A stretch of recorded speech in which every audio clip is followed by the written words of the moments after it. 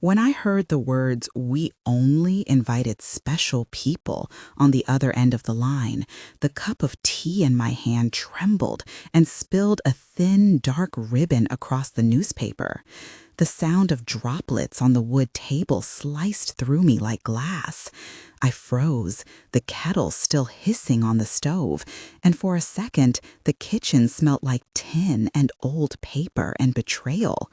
My name was never said, as if erasure could be polite.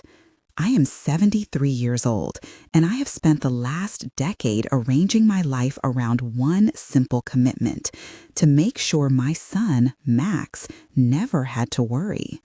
In that moment, I was sitting at my kitchen table with a stack of unpaid bills and a calico cat purring against my ankle, trying to read a column about roses. I had sent money that month, and every month before it, sometimes small sums, sometimes larger, always because he called at 2 in the morning and his voice shook, and because I was his mother. I had bought pieces of furniture, paid for a leaking roof, wired rent, loaned car insurance, repaired a furnace in the words between sobs and promises. To hear that I was not even special enough to be invited was like watching my life turn into a receipt. For 3 years, I tracked transfers with the diligence of a small accountant. I kept paper envelopes, wrote notes on the backs of old birthday cards, saved bank messages, and printed screens with shaky hands. The math was simple and brutal. Monthly transfers that ranged from $300 to $900, emergency cash for medical bills and fines, a $2,000 loan I never saw repaid, a sofa, a used washing machine. The final sum that made my eyes go cold was $42,000. $42,000 of pension, of careful savings, of nights I denied myself so he could feel safe.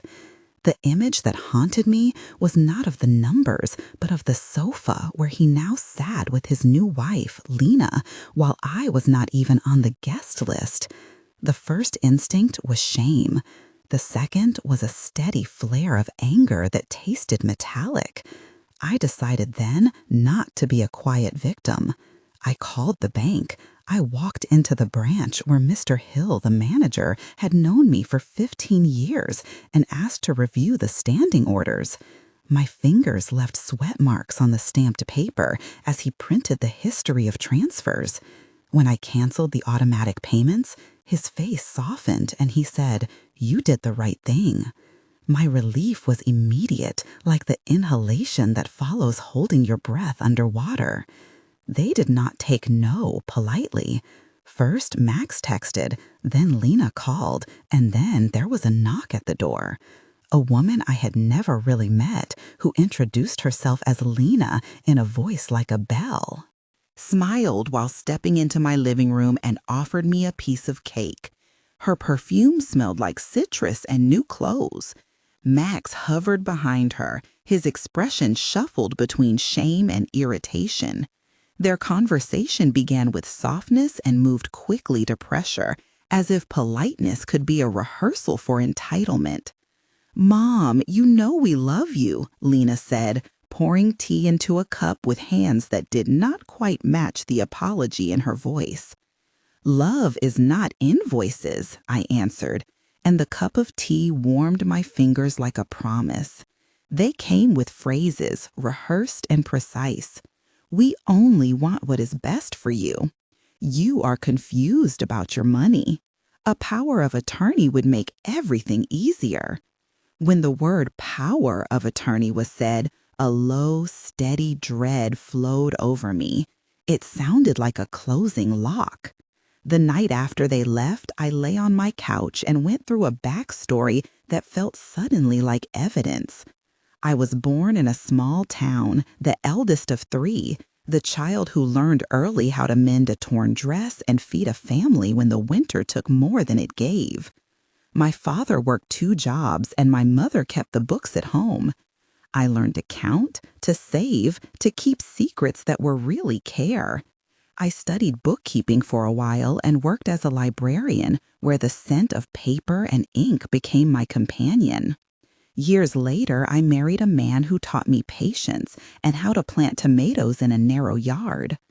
After his death at 59, I became, in the practical and quiet ways of widows, the steward of finances and of stories. I moved cities to be near Max when he had trouble with jobs and apartments. I gave my smile and what I could spare. I thought I was choosing love. These are the roots of why I gave. Max grew up with a knack for charm and a hunger that sometimes replaced prudence. He could make strangers laugh and friends lend him tools and money. Between him and Lena, the household ran on promises and quick fixes. Max is not a villain in the stories I tell myself. He is a son who learned to ask and expect. Lena, whose full name is Elena Petrov, grew up in a different country and carried a pride like an armor. She married him privately, a wedding I was not told about, a small ceremony with relatives from her side she called special people. That phrase echoed with the same cruelty in a different voice. Lena seemed, at least at first, unaware of the full extent of what Max had taken from me. But the day she told me the guest list was selective, I realized she had either chosen not to know or had chosen not to care. When I went through my own past in those quiet hours, I realized there were patterns. Had always been the kind of woman to give, to patch up. My sister Diana, older by 2 years, used to tease me for being too soft. She asked once if I ever imagined what would happen if no one thanked me. I had shrugged and said the thanks in a son's smile was enough.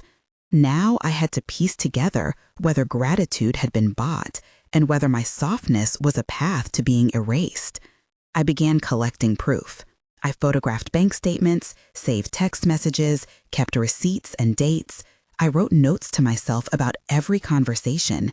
Each paper felt like a spoke in a wheel I was building to support my dignity. I consulted an attorney, Mr. Caldwell, an elderly man with steady eyes who specialized in elder law. In his office, the light smelled of lemon cleaner and old leather. There were books on shelves that made the air feel legal and safe. He told me plainly that canceling transfers was the right first step, but that I needed more. If they escalate, he said, they may try to say you are not competent. We prepare for that. This was the first real turning point, the moment I learned to treat myself as someone to defend and not just to nurture. I will tell you plainly the numbers because details matter. $42,000 in the last 3 years, including a $2,000 loan for a purported medical bill, monthly transfers averaging $600, and sporadic cash gifts that totaled roughly $10,000 more. I wrote these numbers on a yellow legal pad and underlined them with a pen that felt heavy. At about 1/3 into these actions, after canceling payments and booking the consultation with the attorney, I paused and want to ask you something, because the pause is where people often see themselves. If you were in my place and found a marriage photograph on a social feed where your name was absent, how would you feel? Angry? Embarrassed? Ready to forgive? Type in the comments, I would say enough, or I would keep giving and explain why in a few sentences. Your words matter. When people share their experiences in that space, they create a map for others who might be lost. Many have told me later that reading another person's choice gave them the courage to act. Now, please come back to the story, because there was much more to organize and to prove. They did not stop at words. One evening, a man arrived in a navy suit and introduced himself as David Park, Lena's cousin, though I had never heard of him. He asked to look at my checkbook and my safety box. When I refused, the next move was to send an attorney letter that suggested I was unwell and proposed a joint meeting to discuss a family arrangement. The meeting turned into a siege. They showed me a printed letter from a clinic they did not know and said they feared for my mental capacity. Lena used her sweetest voice as if coaxing a bird from a thorn bush. Max's hands trembled as he slid a form across my coffee table that would allow him power of attorney. "Mom, sign this and everything will be easier," he said. "I have always managed my money," I said. "We know," said Lena, looking at me with an expression I could not read, "but sometimes people need help they do not see." There were 6 rounds of conversation that afternoon, each one carefully arranged to chip at my resolve. Max would speak, I would answer, Lena would interject, David would press, and then an older neighbor, Tom, who arrived mid-discussion, would try to mediate. The exchanges flowed and each revealed something: Max's impatience, Lena's practiced sympathy, David's transactional calm, Tom's conflict aversion, and my own steady refusal. In those 6 exchanges, I felt both the weight of being alone and the odd buoyancy of standing for myself. The escalation came with trespass. One morning, I found my front door unlocked and the hallway smelled of unknown perfume and cleaning solvent. Someone had been in my bedroom and gone through my drawers. Papers were fanned on the bed. I felt the cold of violation, as if someone had opened a window in the middle of my life and let in a wind that carried other people's intentions. I called the police, and Rosa, my neighbor of 20 years, arrived to sit with me while an officer took a report. The officer wrote notes and asked routine questions that made my scalp prickle under the hat of formality. I felt humiliated and invigorated at once. In the months that followed, I moved to build an ironclad file. I took statements from Rosa and Tom and Elaine, a friend who helped me with groceries. I collected copies of messages from Max and Lena, the bank statements, the scanned tickets from when I had paid for an emergency hospital visit for Max years earlier. I also saw a medical evaluation to preempt claims of incompetence. Dr. Moore administered cognitive tests in an office that smelled like coffee and antiseptic and asked me questions about current events, dates, memory recollection. The resulting report stated I was of sound mind and capable of making informed decisions. These procedural notes are technical but necessary. A medical capacity assessment typically includes structured cognitive tasks, functional ability queries, and a clinician's summary. It is documented with dates, standardized scores, and the clinician's signature to be admissible in court. The legal preparation took shape like an armature.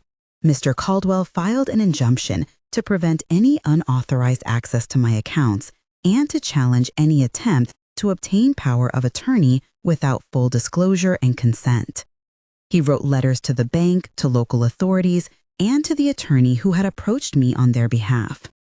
We prepared witness lists, including Rosa, Tom, Elaine, my sister Diana, and Sarah, Max's cousin, who had seen transfers and expressed concern. In the weeks leading up to the hearing, we rehearsed testimonies and cross-examination. I learned to speak in short, measured sentences in front of a mirror to control the rush of indignation that would otherwise make my voice waver. Among the people who mattered were several I had not expected to call upon.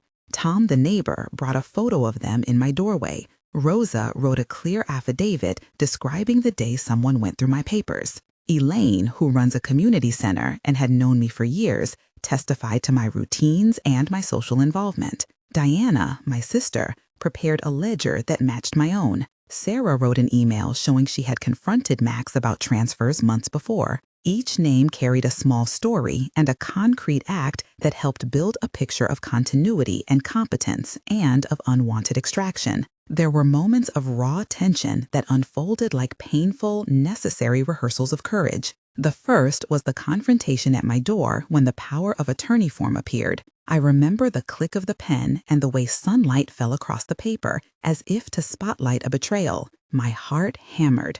I refused to sign. I felt fear and clarity simultaneously surge. In another moment, a bank call arrived where Max attempted to reverse the cancellation of transfers by claiming I had authorized a stop and error. The bank manager asked for proof, and I produced the messages and the canceled forms. The manager apologized and reinstated the stop. That exchange had an electric sting of vindication. A third moment came in court when a witness for them suggested my memory was failing.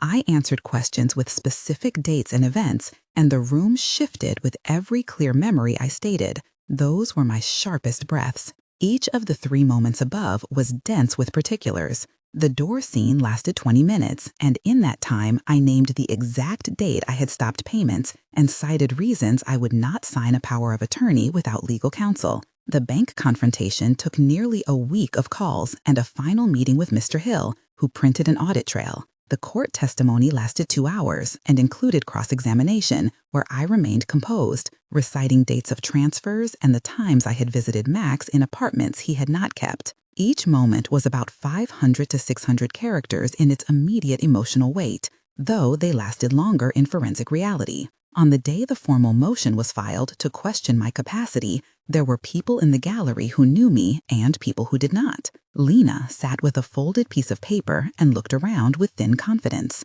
Max kept his hands folded and avoided meeting my eyes. Mr. Caldwell stood up and spoke about my independence, about the nature of consent and the misuse of family closeness as a cloak for financial exploitation.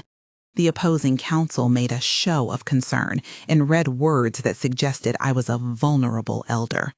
Dr. Moore took the stand and described the standardized testing, reciting the scores and the evidence that showed no cognitive impairment. The courtroom smelled of old wood and lemon polish, and the ticking of a clock that measured each heartbeat. Cross-examination was relentless. The other lawyer tried to highlight a moment when I had mixed up dates of a vacation. I answered with a calm voice that did not try to deny human slips and instead pointed to the broader pattern of my consistent financial management and to the receipts that proved it. Lena was called as a witness, and her testimony wavered under gentle but firm questions. She admitted she had not fully known the total sum transferred and that Max had often asked her to manage certain issues. Max was on the stand for a short, tense period. I asked him directly why he had not told me about the wedding.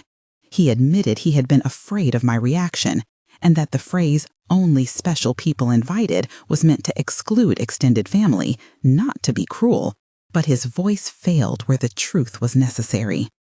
The judge listened and then asked questions that clarified legal thresholds: whether any power of attorney had been obtained without informed consent, whether there was evidence of undue influence, and whether the plaintiff exhibited competence. The testimony of Dr. Moore was pivotal. He explained that the cognitive assessment used is recognized and scored on standardized measures, that daily living skills remained intact, and that no clinical evidence suggested incompetence. He used plain language, and the court accepted the report as credible. The narrative in the courtroom pivoted from a question of capability to a question of ethics and of what happens when intimacy becomes a pretext for taking. When the verdict came, I felt a sudden dryness in my mouth. The judge found in my favor on the challenge to the power of attorney attempt and issued an order preventing any further attempts without full legal proceedings. The judge also ordered an accounting of certain transfers and recommended mediation to resolve family disputes. The relief was not only legal, it was the public recognition that my decisions were mine and that my bank account was not moral property to be drained. The courtroom, which had seemed so formal and distant, felt like a place where my dignity was recognized. After the ruling, there was no sudden reconciliation. Max and I did not simply mend like a torn dress sewn in an hour. There were apologies and there were silences. Lena sent a note that read, "I am sorry for the way things were handled." Diana visited, and we sat in my kitchen drinking too sweet tea and counting the quiet ways grief and disappointment live in families. Rosa came over with lemon bars, and Tom mowed my barn for a week. Elaine invited me to sit on a panel at the community center about elder rights. These small acts were threads that helped stitch me back. I want to be clear about the practical outcomes. I sold a small portion of an inherited property that I had kept as a safety net, paid back myself for the loans I had given, set up stricter account controls, and allocated a portion of the recovered funds to a local nonprofit that supports seniors. I replaced old locks, installed discrete security cameras at the front and back doors, and changed how I talk about money with family. I kept part of the money for a trip I had always postponed and I painted the living room a color that felt like sun. Selling property and reallocating funds were conscious choices. They were ways to turn violation into agency. 1 month after the verdict, I felt both more cautious and oddly buoyant. I traveled to a small coastal town with Elaine and Diana where the salt air tasted of permission to laugh. I donated a portion of the restitution to an elder protection fund and attended a community meeting where I spoke about my experience. The recovery of trust was slow. I replaced the locks and left the house with a small camera on the porch. Seeing the images later gave me a sense of control. I began meeting weekly with friends at the community center. The pain of exclusion remained but was tempered by new routines and practical safety. 3 months later, I had repaid debts to myself and had begun to volunteer with a hotline for elder advice. The legal process had concluded that further accounting would proceed in civil mediation, and Max agreed to one mediated session. We spoke in a room with a counselor where phrases were measured, and for the first time since the wedding photograph appeared, Max and I spoke about expectations and boundaries. There was no magic reconciliation, but there were honest words. My financial accounts were now under a setup that required a second signatory for certain withdrawals and alerts that emailed me and a trusted friend when transactions exceeded a threshold. I felt secure in a way that was practical and not punitive. 6 months after all of it, I was on a small plane with a friend, watching green blur under the window and feeling the humor of being alive in a body that had been tested and found steady. I donated nearly half of the parted funds to organizations that advocate for elder financial abuse prevention and used a portion to support my health and small pleasures. I met new friends who treated me as a person and not a source. Max did not return to the same rhythms he had before. We spoke sporadically and sometimes warmly, sometimes not. The most important change was my posture toward myself, less apologetic for setting boundaries and more insistent on my own want. Dignity. If there is a lesson in this, I will state it plainly.